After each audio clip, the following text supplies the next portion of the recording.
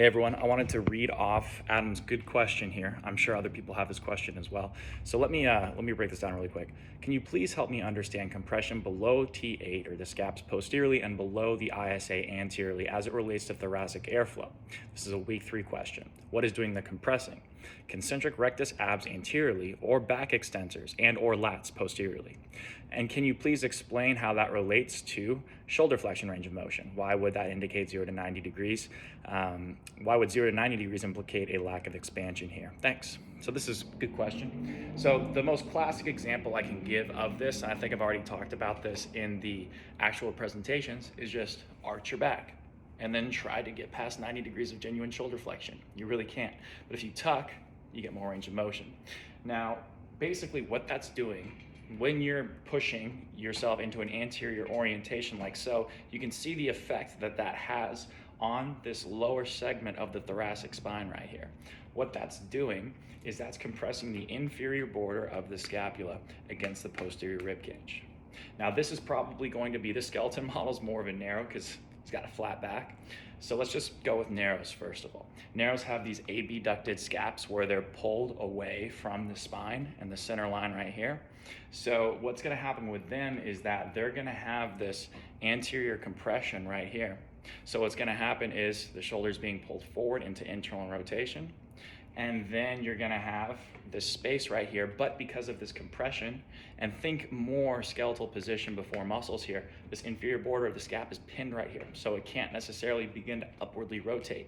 Remember, what needs to happen from 0 to 60 is we need to progressively begin to go into scapular internal rotation, humeral external rotation. So usually that's not a big problem for people. But once we start to need to externally rotate the scap with this progressive upward rotation here, as you can see right there, it's gonna be quite hard for this person to keep that scap against the rib cage in external rotation and move this inferior border of the scap away from the spine if this is already being pulled down and it can't begin to move because of this orientation problem right here. You can see how that has a flat back effect, and you're gonna see, so if I'm gonna name the muscles, I'm probably just gonna say the lats and back extensors. Those are probably the biggest two culprits here, but remember, they're going to be concentric as it results from this anterior orientation here. So in the case of a wide, what we're gonna see is the scapula already pulled back into external rotation and a deduction closer to the spine. So I wish these actually moved back a little bit more, but they really don't move back too much, but they're gonna be moved closer to the spine here.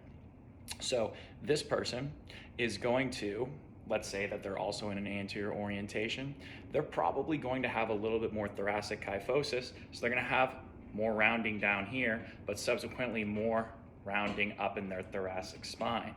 So you might say, well, if this is the case, why don't they have more expansion back here in between the scaps? Well, that's because their scapular position is already one of a deduction, being pulled closer to the scaps, or the spine. The scaps are closer to the spine.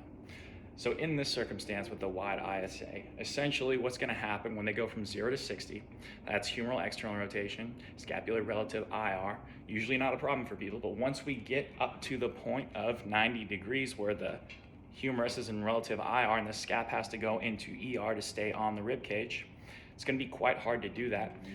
Probably because in part a little bit of the anterior orientation is causing a little bit of this compression of the inferior border, but more so because this scap is already pulled closer to the spine in external rotation. So that lat or these low back extensors might be contributing to that, but it's the scapular position first which is going to ultimately influence this. And this person already has a scap that's being pulled closer to the spine, so they can't necessarily start to pull it away more so. And then if you've got compression below the level of the scap, then that's going to be even harder because of this anterior orientation. So it's all these different factors that are contributing to it. But ultimately you can feel it on yourself by just arching your back and trying this guy right here. I also wanted to hit Ashley's part of the question. I actually didn't get to that. So Ashley asks, my assumption is that if the person is compressed posteriorly below T7, then that means the lats and traps could be pulling the scaps down and limiting the upward rotation needed for the overhead flexion. Yes.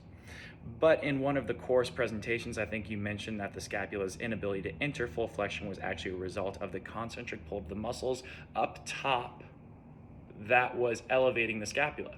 So Ashley, I think you're right, but this is a limitation that's going to be occurring right up here. Now, that's probably going to occur usually if we're limited in the uppermost portions of shoulder flexion. That would be beyond 120. Then that person probably has a limitation up here, around T2 through T4. That would be here and here specifically. So if this person, let's say they can get past 90 degrees just fine, boop, boop, boop, all the way up. Oh, now they get to about 120-ish, and now they need to actually start to upwardly rotate a little bit more, but this humerus is actually gonna be responsible for externally rotating a little bit more. Now what needs to happen is the scap needs to posteriorly tilt. It needs to come back and tip back posteriorly. But if we've got tight muscles up here, if we've got tight levator scaps, if we got tight upper traps, then what's probably gonna happen is you can see how this thing is starting to tip down as you get higher and higher. His hand's running into this. There we go. I need to improve my skills with this thing. So it's starting to tip down a little bit.